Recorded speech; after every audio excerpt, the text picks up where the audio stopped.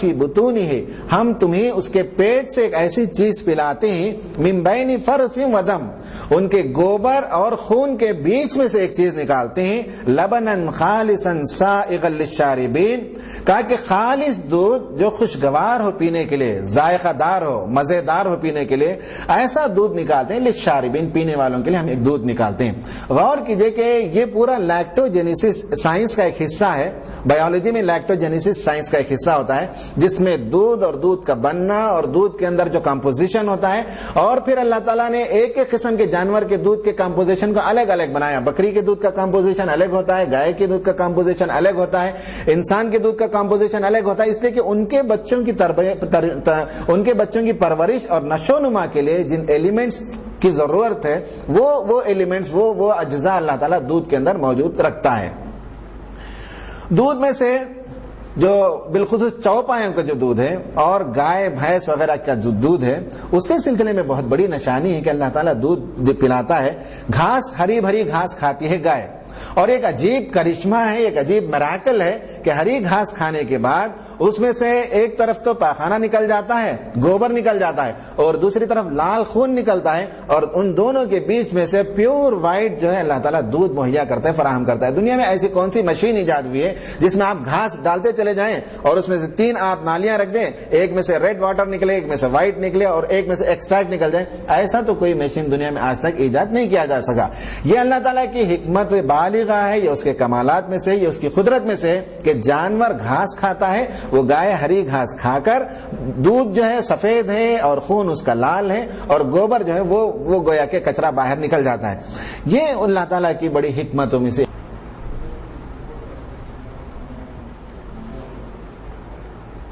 تو اس طرح یہ دوسری آیت دودھ کی نعمت کے سلسلے میں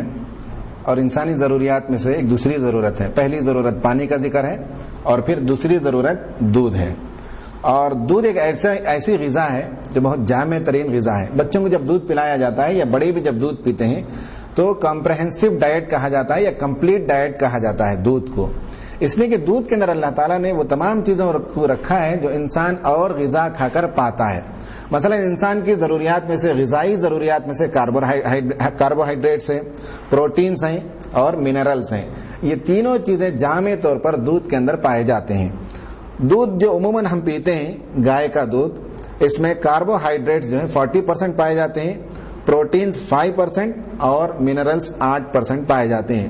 گویا کہ چاول، مچھلی اور سبزی ترکاری کھانے سے جو تقویت ملتی ہے اور جو انرجی ملتی ہے، وہ ایک دودھ پینے سے وہ سارے انرجی مل جاتے ہیں۔ تو اس طرح سے اللہ تعالیٰ نے دوسری نعمت کا ذکر فرمایا اور کہا کہ ہم تم کو خالص دودھ، مزیدار اور خوشگوار دودھ پلاتے ہیں اور جانوروں کے پیٹ سے اس دودھ کو خارج کرتے ہیں۔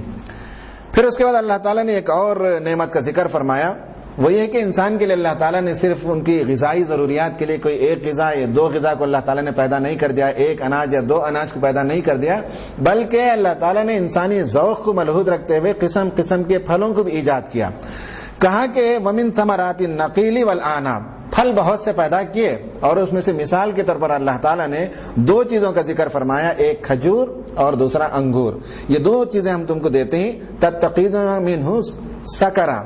اس میں سے تم نشہ کی چیز بناتے ہو، یا کھجور اسے بھی جو ہے اس کا فرمنٹیشن کر کے اس سے بھی شراب بنایا جا سکتا ہے، نشہ کی چیز بنائی جاتی ہے، اور اسی طرح انگور ہے، اسے بھی ڈیکمپوز کر کے اس سے بھی شراب بنایا جاتا ہے، نشے کی چیزیں بنائی جاتی ہیں۔ قرآن نے کہا تتخذون منہ سکرا، اس سے تم ایک تو نشہ آور چیز بھی بناتے ہو، ورزقا حسنا، اور پاک رزق بھی ان دونوں چیزوں کے اندر موجود ہے۔ حالانکہ بہت سے پھل ہیں، لیکن ان میں سے 2 پھلوں کا ذکر فرمایا، ایک ڈرائی فروٹ اور ایک جوسی فروٹ۔ کھجور ڈرائی فروٹ میں سے ایک مثال کے طور پر اللہ تعالیٰ نے لے لیا، اور جوسی فروٹ میں سے اللہ تعالیٰ نے انگور کو مثال کے طور پر لے لیا، اور کہا کہ یہ بھی تمہارے لیے رزق حسن ہے، بہترین رزق ہے، یہ تمہاری غذائی ضروریات کو پورا کرتے ہیں یہ دونوں پھل۔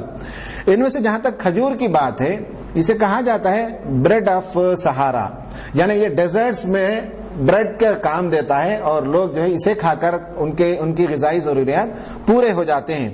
اس کے اندر 60 to 70% شوگر پایا جاتا ہے، اور یہ شوگر بھی انفائنیٹلی سپیریئر شوگر ہوتا ہے، جو کین شوگر سے، گنے سے جو شکر ملتی ہے اس سے بہترین قسم کی شکر اللہ تعالیٰ نے اس کے اندر موجود رکھا ہے، جو آسانی سے ڈائجسٹ اور ہاضمہ بھی ہو جاتی ہے۔ اور پھر اس کے اندر اللہ تعالیٰ نے تقریباً 75% کاربوہائیڈریٹس کو رکھا، 2.5% پروٹینز کو رکھا، اور 2.1% منرلز کو رکھا۔ تو اس طرح سے غذائی ضروریات جو انسان کے لیے کاربوہائیڈریٹس کی بھی ضرورت ہوتی ہے، منرلز کی بھی ضرورت ہوتی ہے، اور پروٹین کی بھی ضرورت ہوتی ہے، وہ سب کے سب اللہ تعالیٰ نے کھجور کے اندر رکھ دی، اور کھجور بہت سی خوبیوں کا مالک ہے اور ایک بہترین پھل مانا جاتا ہے۔ اس ڈرائی فروٹ کے اندر جو خوبیاں ہیں ان میں سے ایک تو یہ ہے کہ اس کا مستقل کھانے کے نتیجے میں خون کے اندر جو جراثیم اور جو بیماریاں پیدا ہوتی ہیں، پیتھولوجیکل آرگینزمز جو کہا جاتا ہے، ایسے آرگینزمز، ایسے جراثیم جو خون کے اندر نشو نما پاتے ہیں، انہیں کم کر دیا جاتا ہے، اور کھجور کے استعمال سے وہ خون کے اندر کی بیماریاں کم ہونے لگتی ہیں۔ اسی طرح یہ لیکزیٹو فوڈ ہے، یعنی کہ اس کے کھانے کے نتیجے میں آدمی کو استنجا کے جانے میں سہولت ہوتی ہے، اور بول و براز کی صفائی کے نتیجے میں آدمی کو صحت ملتی ہے۔ اور اس کے علاوہ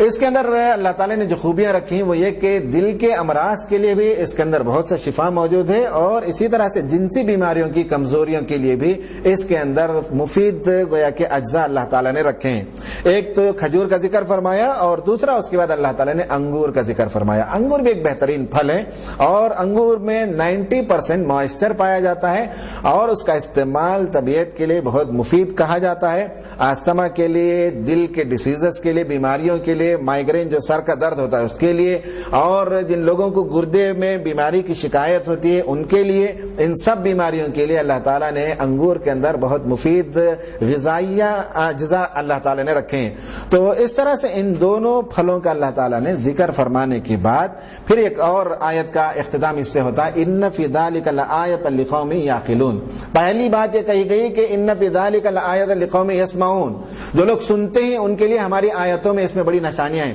اس کے بعد جو لوگ عقل سے کام لیتے ہیں، سننے کے بعد یعنی پرسپشن کے بعد، کسی چیز کو دیکھنے کے بعد جو دوسرا کام ہوتا ہے وہ عقل سے آدمی جو ہے انالائز کرتا ہے۔ تو انالائز کرنے والوں کے لیے، عقل سے کام لینے والوں کے لیے اس میں بڑی نشانیاں ہیں، گویا کہ یہ بھی سائنٹیفک حقائق کی حامل ایک آیت ہے۔ اس کے بعد جو تیسری آیت ہے اس میں اللہ تعالیٰ نے ایک اور نشانی کا ذکر فرمایا، اور بہت ہی عجیب و غریب حکمت اس کے اندر پوشیدہ ہے۔ شہد کی مکھی، جو عموماً ہم اس پر غور و فکر نہیں کرتے، اس پر زیادہ جو توجہ نہیں دیتے، حکماں نے تو اس پر کام کیا ہے، لیکن دور جدید میں امریکہ کی بعض یونیورسٹیوں نے اس پر ریسرچ کیا ہے، شہد کی مکھیوں پر اور شہد کی مکھیوں کی کارکردگی پر انہوں نے کافی ریسرچ کیا ہے۔ میں انشاءاللہ ان تحقیق کے حوالے سے ان آیتوں کی مزید کچھ تشریح کروں گا۔ کہا وَأَوْحَىٰ رَبُّكَ إِلَى النَّحْلِ أَنِ اتَّخِذِي مِنَ الْجِبَالِ بُيُوتًا وَمِنَ الشَّجَرِ وَمِمَّا يَعْرِشُونَ۔ کہا کہ تمہارے رب نے وحی کی، وحی کرنے کا مطلب ہے اشارہ کیا، الہام کیا، تمہارے رب نے شہد کی مکھی کو اس بات کی طرف اشارہ کیا کہ وہ اپنے گھروں کو بنائے، من الجبال بیوتا، پہاڑوں میں، اونچے اونچے پہاڑوں میں اپنا گھر بنائے۔ اس کے بعد کہا کہ درخت کی ڈالیوں میں بھی وہ کبھی گھر بناتے ہیں، اور پھر کہا وَمِمَّا یَعْرِشُونَ، اور یعرشون کا مطلب ہے اونچی جگہ پر درخت یا ڈبے بنا کر لوگ اس کی فارمنگ کرتے ہیں، یا اپنے گھروں کی چھتوں پر، بلڈنگز کی چھتوں پر۔ وَمِمَّا یعرشون کا مطلب ہے یا تو بلڈنگ کی چھت بھی ہو سکتی ہے، یا وہ چیز جو انسان آرٹیفیشلی بناتا ہے اونچی جگہ پر، وہاں شہد کی مکھیوں کو لا کر پالا جاتا ہے۔ تو کہا کہ شہد کی مکھی 3 جگہ اپنا گھر بناتی ہے۔ غور و فکر کرنے والوں نے، مائکرو بایولوجی جن کا سبجیکٹ ہے، انہوں نے غور کر کے بتایا کہ یہ تینوں چیزوں کا اللہ تعالیٰ نے جو ذکر کیا ہے ایگزیکٹلی بالکل اسی طرح سے ان کی کوالٹی میں بھی فرق ہوتا ہے۔ وہ شہد جو پہاڑوں سے نکالا جاتا ہے اس شہد کی کوالٹی زبردست ہوتی ہے، وہ اس کے اندر گویا کہ جراثیم کی کمی ہوتی ہے، اور وہاں سورج کی شعاعیں بہت تیز آتی ہیں، اور اچھی کوالٹی کا شہد اگر مل سکتا ہے تو پھر وہاں سے وہ شہد میسر آتی ہے۔ اس کے بعد نمبر 2 اللہ تعالیٰ نے کہا کہ ڈالیوں سے جو شہد ہے وہ شہد اس کے بعد کی کوالٹی کا ہے، اس کی کوالٹی اس کے بعد نمبر 2 پر ہے۔ اور نمبر 3 اس کے بعد کہا کہ گھروں کی چھتوں پر، بلڈنگ کے چھتوں پر، اس طرح سے شہد کی مکھیاں جو گھر بناتی ہیں، ان گھروں میں سے جو شہد نکالا جاتا ہے تو مختلف الٹیٹیوڈ سے، مختلف اونچائی سے شہد نکالنے کے نتیجے میں اس کی کوالٹی کے اندر بھی فرق آتا ہے۔ اس کے بعد اللہ تعالیٰ نے فرمایا کہ پروردگار نے انہیں حکم دیا وحی کی کہ وہ اپنا گھر بنائیں. اور یہ جو گھر بناتے ہیں اس پر میں نے جیسے کہ کہا ہے کہ یونیورسٹی آف الینوائس اربانا ایک علاقہ ہے امریکہ کا, تو وہاں یونیورسٹی آف الینوائس ہے, اس کے ویب سائٹ پر بھی آپ جا کر دیکھیں تو یہ ساری تفصیلات آپ کو ملیں گی کہ اس یونیورسٹی میں شہد کی مکھی پر کافی ریسرچ کیا, غور و فکر کیا, اس کے بعد انہوں نے بتایا